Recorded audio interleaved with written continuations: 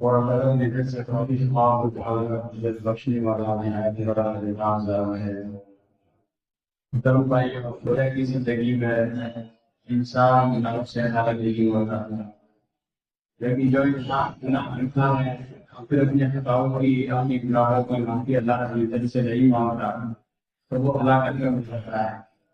اور ایسے انسان سے کام نہ کر سکتا ہے کہ جو انسان گناہگار ہے اپنی خطاؤں کی اپنی گناہوں کی اللہ رب العزت سے معافی مانگتا ہے تو ایسے انسان اللہ کو پسند ہوتا ہے یہ بہتر انسان ہے اس میں آتا ہے کہ یہ انسان بہتر ہے رسول اللہ صلی اللہ علیہ وسلم نے فرمایا كل بني آدم خطاء وخير الخطاء تمام بنی آدم خطاکار ہیں اور ان بہت زیادہ خطاکار ہیں لیکن ان میں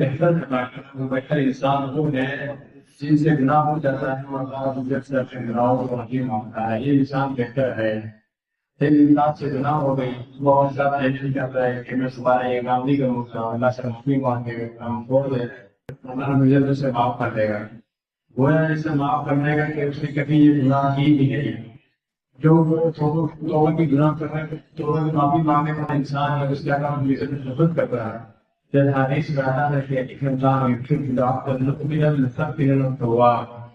اللہ کو وہ مسلمان پسند ہے وہ پسند ہے جو بہت زیادہ مبتلا ہے یا بہت زیادہ گناہوں میں مبتلا ہے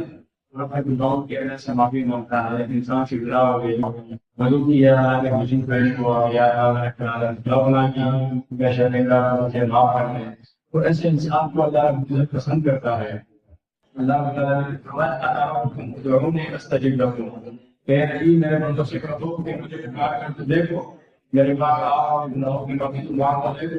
میں تمہاری مقدمات کی پوری کر دوں گا تمہارے گناہوں اور تمہارے خطاؤں کو بھی معاف کر دوں گا تو محترم بھائیو ہمیں اپنے گناہوں کی معافی مانگنی چاہیے اللہ عزت سے اللہ کا بہت بڑی گزار ہے اس سے پہلے کہ توبے کا دروازہ بند ہو جائے یا خالی آنکھیں بند ہو جائے موقع نہیں ملے گا کیونکہ چاہیے کبھی صبح اور شام اپنے گناہوں کی معافی مانگے اللہ سے اللہ عزت سے دعا ہے اللہ سب کی گناہوں معاف فرما دے اللہ علیہ وسلم